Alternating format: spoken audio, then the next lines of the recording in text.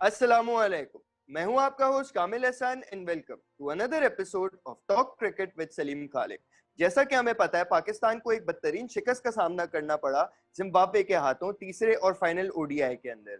हम चलेंगे सलीम खालिक सर की तरफ। सर अस्सलामुअलैकुम। वालेकुम सलाम कामिल। सर सबसे पहले तो मैं आपसे बात करूंगा एक व्हाट्सएप मैसेज की जो आपने मुझे थोड़े टाइम पहले भेजा था, जिसमें मैं अपने व्यूअर्स को भी बताता चलूं। आपने खास तौर पे कहा था कि पाकिस्तान एक मैच जरूर हारेगा।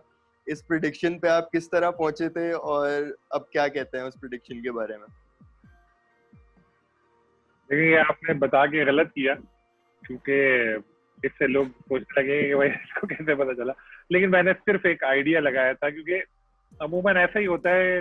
हमारी टीम जो है ना, अपसेट मास्टर है। हमारी टीम अपसेट में चैंपियन है।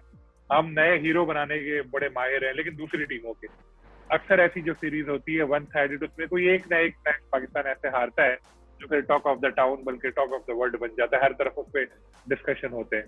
तो मुझे थोड़ा सा लग रहा था ऐसा कि जिस तरह से मैंने परफॉर्मेंस देखी पाकिस्तान टीम की शुरू में, तो मुझे लगा था कि यार ये तो बहुत 19-20 का ही फर्क चल रहा है, तो पाकिस्तान एक आध मैच तो हार ही जाएगा। मुझे लग रहा था कि शायद T20 में ऐसा हो, क्योंकि T20 20 ओवर का मैच है, उसमें पकड़ना आसान होता है दूसरी टीम को। लेकिन जिम्बाब्वे तो 50 ओवर का मैच जीत गया, जो बहुत ही गैर मामूली बात है। और परफॉर्मेंस बहुत ही ज्यादा खराब रही।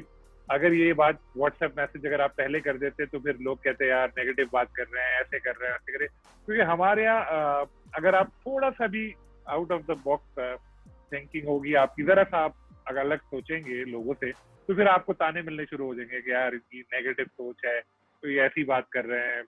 और देखिए, बात तो ये है ना कि टीम जीत रही है, उस वक्त तो सभी तारीफ कर रहे होते हैं। उसमें से कोई एक आध चीज निकल आए तो फिर लोग बोलते हैं यार ये देखो उन्होंने क्या बात बोली। आप कोई अंदर की खबरें निकालें, लोग बोलते हैं यार नेगेटिव खबर निकाल रहे। भाई खबर है यार, ये खबर तो खबर होती है। तो हम लोग चाहते यही है, जैसे अब टीम जीत रही है ना, सब बोलेंगे तारीफ करो, वाह क्या परफॉर्मेंस थी, क्या जबरदस्त खेल रहे, क्या। उस वक्त आपने भी बुराई की तो लोग आपको बुरा भला कहेंगे। अब टीम हार रही है मैच, अब आप बुराई करो। अब अगर आपने तारीफ की तो बोलेंगे यार ये कामिल तो ऐसा आदमी है यार, बताओ इतनी बुरी तरह हारी तारीफ कर रहा है। खैर, लोगों की सोच यही है, तो उनको जो हालात चल रहे हैं उसी तरह की बातें सुनना ज्यादा पसंद होता है। बिल्कुल सर। मैच की जहां तक मैं बात करूं तो बड़ी एक मायूसकुन कारकर्दगी सामने आई हर तरफ से, all across the board. Batsman score इतना कर नहीं सके, बॉलर्स इतनी अच्छी तरह रोक नहीं सके। आपको क्या लग रहा है, who is to blame for this eventual loss? सारे लोग ही इसका जिम्मेदार हैं। इसमें कोच भी हैं और बॉलर्स भी हैं, बैट्समैन भी हैं। देखें, अगर हम देखें एक चीज के 22 रन पे हमने 3 विकेटें गिरा दी थी उनकी, उसके बाद फिर इतना बड़ा स्कोर कैसे बन गया? ये भी तो सोचने वाली बात है। आपके बॉलिंग कोच हैं वकार यूनुस, वो क्या कर रहे थे? उन्होंने बॉलर्स को क्या सिखाया हुआ है? आप कहते हैं हमारी वर्ल्ड क्लास बॉलिंग है, ठीक है मान लेते, तो वो क्या कर रहे थे? एक बॉलर ने 5 विकेटें ली, बाकी सब बॉलर ने 200 से ज्यादा रन की। ये तो कोई बात ही नहीं हुई ना जनाब।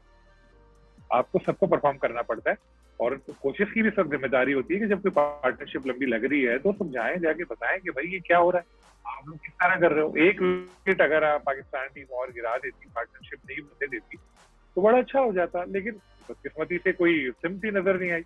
और मुझे ऐसा फील होता है कि बाबर जो है वो फील्ड में थोड़ा पीछे हो जाते हैं, दूसरे लोग जो है वो कैप्टनसी में आगे आ जाते हैं, जैसे खास तौर पर रिजवान वगैरह। और बॉलर्स भी मशवरे देने के लिए, यंग बॉलर मैं देख रहा होता हूँ वो दूसरे बॉलर को मशवरे देने पहुंच जाते हैं, फिर रिजवान आ जाते हैं। हालांकि काम कैप्टन का है, कैप्टन को ही करने दे उनको। तो इससे ये होता है कि जब बहुत सारे लोग मिल जाते हैं, बहुत सारी सोच आती है, तो फिर परफॉर्मेंस इस तरह की होती है। फिर एक पाकिस्तान ने बड़ी गलती की, स्पिनर नहीं खिलाया कोई। भाई ये कौन सी पर्थ की पिच थी क्या कि यहाँ पर सारे फास्ट बॉलर खिलाने हैं? आपके पास मेलकम मार्शल, कर्टले एम्ब्रोज या वसीम अकरम वकार यूनुस ने सारे का आपने कहा नहीं यार बड़ा जबरदस्त पेस, एक स्पिनर तो रखते, वैरायटी होती। इफ्तिखार कोई स्पिनर है क्या? वो कभी वो T20 कप का याद है आपको, जो लास्ट बिल्कुल ओवर में वो फास्ट बॉलर बन गए थे, अचानक मीडियम पेसर बन गए थे। बिल्कुल। वो जो अब आप ये ना बोलेगा कि पिछले मैच में उन्होंने 5 विकेट ली थी, बोलेंगे आप ये? नहीं नहीं सर। अगर आप बोल भी दे तो मैं बता दूं, वो 5 विकेट है ना उनके, आप एक्शन रिप्ले देखें। कोई ऐसा नहीं हुआ बिल्कुल कि उन्होंने गूगली की, कोई बोल्ड हुआ हो, कोई एज लग के स्लिप में गेंद गई हो, कोई एलबीडब्ल्यू हुआ। ज्यादातर बैट्समैनों ने खुद ही, वो जो होता था ना हमारे हम भी जब क्रिकेट खेलते थे तो एक बॉलर कोई आता था ऐसा हम लोग कहते थे बिल्कुल। यार ये सबसे हल्का बॉलर है, इसको बड़ा मारेंगे। अब वो बिल्कुल। निकलते थे और वो कैच दे के बाउंड्री पे आउट हो रहे हैं तो वो 4-5 विकेट ले आता था, तो वही उनके साथ हुआ। लेकिन पता नहीं मिसबाह-उल हक कौन सी ऐनक लगा के देखते हैं इनको इफ्तिखार को कि वो बैटिंग के वक्त उनको ब्रैडमैन लगते हैं, बॉलिंग के वक्त उनको वो वसीम अकरम लगते हैं, या चलें अगर स्पिनर हैं तो फिर उस वक्त उनको लग रहे होते हैं कि मुश्ताक सकलैन के लेवल का कोई है। तो ये अगर इस मैच में अगर आपने एक स्पिनर खिला दिया होता, फर्क पड़ता। आपके पास मौजूद थे यंग लड़के, 2 थे, वो खिलाते, किसी एक को मौका दे बिल्कुल देते, क्यों नहीं खिलाया? तो ये टीम सिलेक्शन भी ठीक नहीं थी। बॉलिंग के बारे में तो मैंने बता दिया आपको, अब आपकी क्या राय है? बिल्कुल सर, कोचेस की ही मैं बात करना चाह रहा था आगे कि पता चला था हमें जिम्बाब्वे की टूर से पहले कि जिम्बाब्वे के जो कोच हैं उन्हें भी आने की इजाज़त नहीं दी गई थी इंडिया की तरफ से, तो वो नहीं आए थे टीम के साथ। तो एक कोच के बगैर टीम ने एक जायंट टीम को हराया जिसकी एक ऑल स्टार कोचिंग स्टाफ है, और उन्होंने उन्होंने रीड भी बेटर किया पिच को। जो थर्ड ओडीआई उन्होंने खेला तो उन्होंने बड़ी जगह पे बॉल की, उन्होंने वीकनेसेस के हिसाब से बॉलिंग की। तो पाकिस्तान की अप्रोच में और जिम्बाब्वे की अप्रोच में आप क्या डिफरेंस देख रहे थे? बिल्कुल वैलिड पॉइंट है आपका कि कोच तो उनका मौजूद ही नहीं था, रेगुलर उनके कोच थी। तो टेलर और विलियम्स ने इतनी बड़ी शराकत बनाई थी, जबरदस्त बैटिंग की पूरी सीरीज में, थ्रू आउट वो अच्छा परफॉर्म कर रहे हैं। तो क्या हमारे जो कोचेज हैं वो देख नहीं रहे थे कि इनकी क्या वीकनेसेस हैं, उनसे फायदा उठाते हैं? फिर आपने जैसे जिक्र किया लालचंद राजपूत नहीं आए उनके कोच, और उसके बाद भी उनकी टीम कितनी अच्छी परफॉर्मेंस रही रेगुलर कोच के बगैर भी, तो बहुत बड़ी बात है। पाकिस्तान ने कोई स्पिनर नहीं खिलाया, हालांकि हमारे पास 2 ऑप्शन थे, जफर गौहर मौजूद थे हमारे पास और उस्मान कादिर मौजूद थे हमारे पास, तो मौका देना चाहिए था, क्यों नहीं हमने मौका दिया? मेरा ख्याल है कि सिलेक्शन में भी मसला था, सिलेक्शन भी ठीक नहीं हुई, हमारी टीम की बैलेंस सही नहीं था। फिर हमारी क्रिकेट जो है वो एक ही बैट्समैन के गिर्द घूम रही है। बैट्समैन क्या, क्रिकेटर, उसका नाम है बाबर आजम। अगर बाबर आजम को आप इस टीम से निकाल लें तो कुछ भी नहीं है। अभी बाबर की मौजूदगी में हम जिम्बाब्वे से हार गए, तो बताएं अब मुझे बड़ी अफसोस भी होता है कि यार ये लोग अभी भी क्रिटिसाइज कर रहे हैं बाबर को, मैच फिनिश नहीं किया।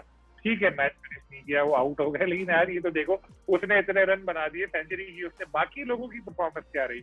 वहाब रियाज नीचे से आगे रन कर रहे हैं, वो जो बॉलर है बैट्समैन है वो क्या कर रहे हैं?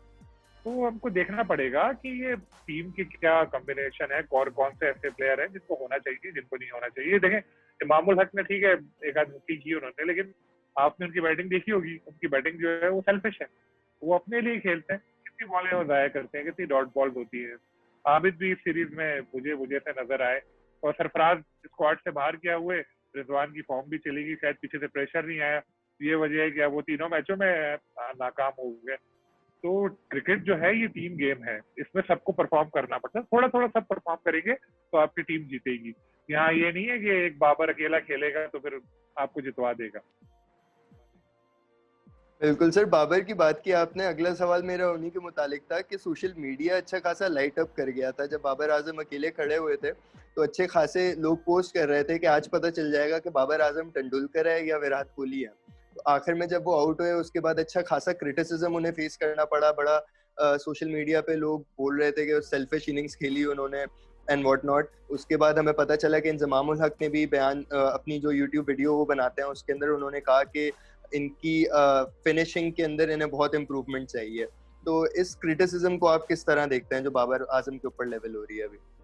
अनफेयर क्रिटिसिज्म है ये, मैं इसको नहीं मानता, मेरी सोच इससे बिल्कुल अलग है। सचिन तेंदुलकर की अगर आप बात करें, सचिन तेंदुलकर जिस टीम में खेलते थे उस टीम में लक्ष्मण होता था, ड्राविड होते थे, गंगुली होते थे, और भी कई बड़े प्लेयर उधर होते थे। विराट कोहली के साथ भी बड़े बड़े बैट्समैन उनकी लाइनअप है उसमें मौजूद है। पाकिस्तान के पास कौन है? बाबर आजम के अलावा कोई है? बाबर को तो हर वक्त यही धड़का लगा रहता होगा, यार मैं आउट हुआ टीम बैठ जाएगी, मैं आउट हुआ टीम बैठ जाएगी। उसके बावजूद वो इतने कॉन्फिडेंस से खेल रहे हैं, इतनी बड़ी नहीं खेल रहे हैं, वो बहुत बड़ी बात है। इस मैच में भी ऑलमोस्ट वो आखिर तक ले गए थे तकरीबन। ठीक है वो आउट हो गए, लेकिन ये है कि फिर आपके बाकी प्लेयर्स ने क्या किया? फिनिशिंग भी उस वक्त होती है ना जब दूसरे लोग भी तो साथ दें। अकेला एक आधे, विराट कोहली ने कितने ऐसे मैच जिताए कि 9 खिलाड़ी आउट हो गए और विराट कोहली नंबर 11 के साथ नॉट आउट आए और उन्होंने मैच जितवाया। जरा प्लीज इसको चेक करके मुझे जरूर बताइएगा, जो भी है आपके पास टाइम हो, आप या मैं मुनीब से बोलूंगा, कभी वक्त मिले, जैद कोई भी है, जरा इसको चेक कीजिएगा कितने मैच विराट कोहली ने इतने जितवाए हैं जहां पर उनकी पूरी टीम बैठ गई थी और उन्होंने अकेले जाके मैच जितवाया। जरा चेक कीजिएगा, ऐसा नहीं होता, सबको परफॉर्म करना पड़ता है मेरे दोस्त। जमाम साहब कह रहे हैं तो उनको, उन लोगों को भी कहना। आपने, उन्होंने भांजिया के बारे में कुछ बोला उन्होंने? मैंने उनकी वीडियो देखी नहीं, आपने देखी होगी। नहीं नहीं सर। वो तो उनको ब्रेड मैन लगता है, वो तो उसके बारे में भी कभी कुछ बोले ना। तो देखें, हर चीज से हटके रहना चाहिए। आप इस तरह की चीजें करेंगे, ऐसी बातें करेंगे, तो बाबर एक ही परफॉर्मर है, उसको भी प्रेशर में ले आएंगे। तो मेरा नहीं ख्याल कि इस तरह की चीज है। सारे लोग थोड़ा थोड़ा परफॉर्म करें, टीम जीतने लगेगी। ये ठीक है कि फिनिश नहीं कर पाया बाबर, लेकिन सीख रहे हैं, जाहिर है वो। और इंशाल्लाह आगे बड़ी क्रिकेट आनी है, बड़ा मौका मिलेगा। लेकिन इस मैच तक पहुंचा कैसे मैच, ये तो देखो यार। जिम्बाब्वे की टीम नंबर 14 है, नंबर 14। वो आपको आपके घर पर आके हरा के चले गई, इससे बड़ी शर्म की बात क्या होगी? कोई एक बयान आया, 2-2 मिनट बाद सोशल मीडिया पे पीसीबी की तरफ से बयान आ जाता है, ये जी ऐसा हो गया, वैसा हो गया। छोटी छोटी चीजों को वो ऐसा पहाड़ बना के पेश करते हैं। किधर है चेयरमैन क्रिकेट बोर्ड आए, बोले जी गलत हुआ, बड़ी खराब परफॉर्मेंस नहीं माने। वसीम खान साहब आए, बोले चेयरमैन क्रिकेट बोर्ड आए, माने कि जी हाँ हमसे गलती हुई, टीम अच्छा नहीं खेली, सिलेक्शन में गलती थी। वसीम खान आए, बोले। मिसबाउल हक आए, माने। वकार यूनुस के इधर छुप के बैठ जाते। टीम जीतती है तो वो बड़ा आगे आगे आए थे, टीम हारती है तो गायब हो जाते हैं। जीते तो बोलते हैं कि ये बॉलर बड़े अच्छे हैं और ये यंगस्टर हैं, अच्छा खेल रहे हैं। हारे तो बोलते हैं यार ये नए लड़के हैं, इनको ग्रूम कर रहे हैं और इनको टाइम लगेगा। तो देखिए यही बात है कि हारते तो सारे लोग गायब हो जाते हैं। अभी भी ऐसे ही हुआ। मैं तो इस बोर्ड को ब्लेम दूंगा कि इस बोर्ड की जो पॉलिसीज है उसकी वजह से हमारी क्रिकेट बहुत सवाल पजीर होती जा रही है, बहुत नीचे आ गई है। हमारी क्रिकेट बहुत नीचे आ गई है। अब आप इसी से अंदाजा लगा लें, हम जिम्बाब्वे से हार गए हैं, हमारी डोमेस्टिक क्रिकेट का क्या हाल हो गया। आपने देखा होगा कि कितने सारे लोग बेरोजगार हुए, नई क्रिकेट को कह रहे हैं कि बड़ा कमाल होगी। क्या फर्क नजर आया? मैं तो हमेशा से देख सकता हूँ उसी तरह की क्रिकेट चल रही है जैसे हमेशा चलती है। वही लड़के खेल रहे हैं, वही लड़के परफॉर्म भी कर रहे हैं। उसके अलावा भी आप देख लें, क्या आपको ऐसी कोई बहुत बेहतरीन चीज नजर आई? कुछ भी नहीं। मुझे बस यही डर है कामिल कि ये ना हो कि जो हॉकी का हाल हुआ है वही हमारी क्रिकेट का हाल हो जाए, और आहिस्ता आहिस्ता उसी तरफ जा रहे हैं। अल्लाह करे वजीर आजम इमरान खान साहब को वक्त मिले इतना कि वो क्रिकेट के मामला देखें और एक्शन लें। कोई देखें, गलती हर इंसान से हो जाती है, देखें कि भाई अगर टीम गलत है तो उसको सही टीम बनाए, ताकि ऐसे लोग आए जो अच्छा काम करें और क्रिकेट हमारी आगे जाए। बिल्कुल सर, क्योंकि एक्सक्यूजेस नजर नहीं आ रही इसके आगे, क्योंकि पाकिस्तान का पास ये एक्सक्यूज भी नहीं है कि उन्होंने बड़े टाइम से खेला नहीं। रावलपिंडी के अंदर ही नेशनल T20 कप भी खेला गया, यही लड़के उसमें पार्टिसिपेट कर रहे थे, अच्छा परफॉर्म कर रहे थे।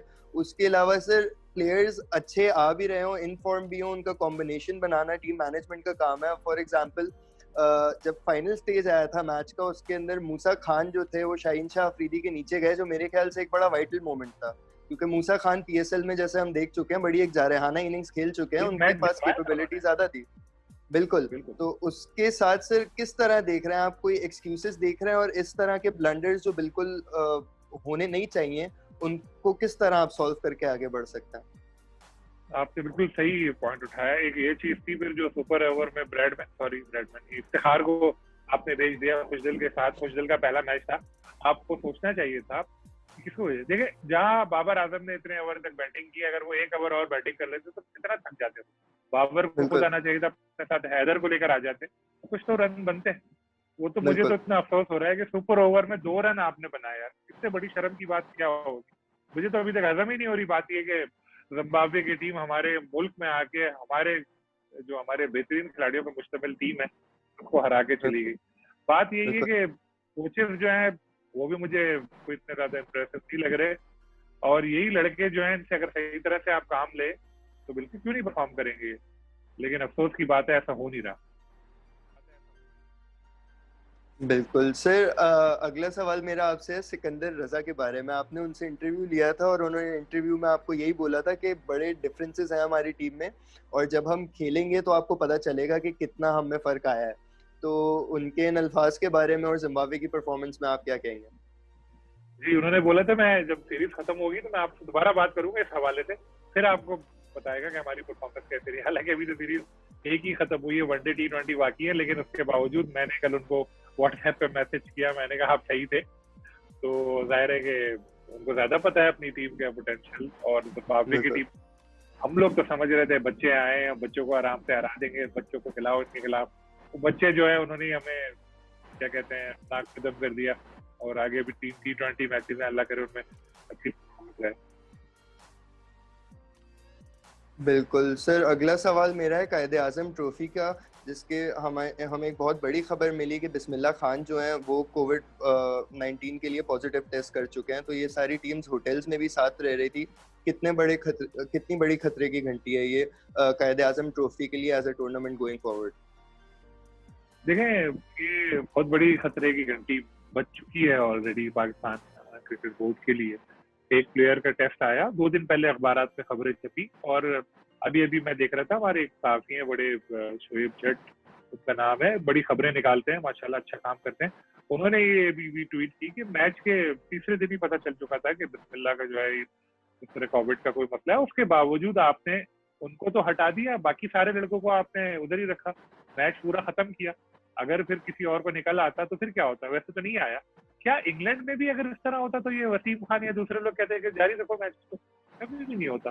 ये पाकिस्तानी है भाई, इनकी भी जान की कीमत है, इनको भी आप जरा थोड़ा ख्याल रखा करें इनका। देखिए, पीसीबी सिर्फ क्रेडिट लेना चाह रहा था कि जी हमने पेंडेमिक में क्रिकेट शुरू करवा दी, लेकिन अब देखें, कई लड़के, मैं आपको अभी बता रहा हूँ, 2 लड़कों को पीसीबी ने वापस भेजा, आगे वो फिट नहीं है, चले गए।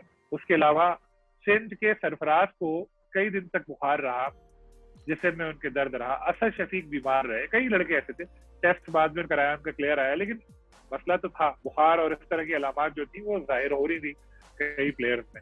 ये एक बहुत ही बड़ी अलार्मिंग सिचुएशन है, क्योंकि अब पीएसएल के भी मैचेस यहाँ आ रहे हैं। जो पीएसएल का जो एसओपी उन्होंने बनाया, जो मैंने देखा, वो ये है कि अगर कोई कोविड पॉजिटिव भी आया तो भी इवेंट पूरा होगा, उसको टीम होटल में ही एक आइसोलेशन रूम बनाया है, वहां पर उसको प्लेयर को मुंतकिल कर दिया जाएगा अगर उसकी तबीयत इतनी ज्यादा खराब नहीं है तो।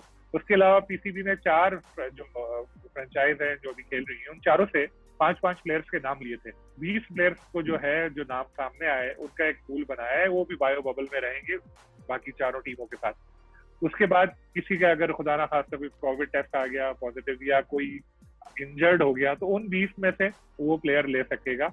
जरूरी नहीं है कि आपने जिसका नाम दिया वही हो, कोई दूसरे भी हो तो वो भी मिल सकेगा। तो पीसीबी प्लान तो कर रहा है, लेकिन मैं समझता हूँ ये कायदे आजम ट्रॉफी अंडर 19 सारी क्रिकेट एक साथ शुरू करके पीसीबी ने बहुत बड़ा खतरा मोल लिया। श्रीलंका में इतने ज्यादा केसेस नहीं है, अब थोड़े बहुत हुए हैं, बहुत कम केसेस है, लेकिन उसके बावजूद आप देख लें, श्रीलंका अभी तक अपनी लीग शुरू करने में हेजिटेशन का शिकार है, और भी वहां पर उतनी क्रिकेट नहीं हो रही। बांग्लादेश में देखिए, अभी डरते डरते उन्होंने एक इवेंट कराया, आपको भी चाहिए था T20 कब करा दिया था, थोड़ा रुक जाते, लेकिन ये एकदम से इन्होंने कहा हम सारी क्रिकेट पूरी करेंगे, फिर बोलेंगे देखो हमने सारी क्रिकेट करा दी। इस चीज में प्लेयर को खतरे में आपने डाल दिया। Right, thank you Saleem Khaliq साहब so much for joining us. तो ये था हमारा show Talk Cricket with Saleem Khaliq. Hope you enjoyed it. अगर आप हमें मैसेज करना चाहते हैं तो आप मुझे ट्वीट कर सकते हैं @कामिल_ब्रेकडाउन। अगर आप सलीम खालिक सर को मैसेज करना चाहते हैं तो आप उन्हें ट्वीट कर सकते हैं @सलीम खालिक। टिल नेक्स्ट टाइम, अल्लाह हाफिज।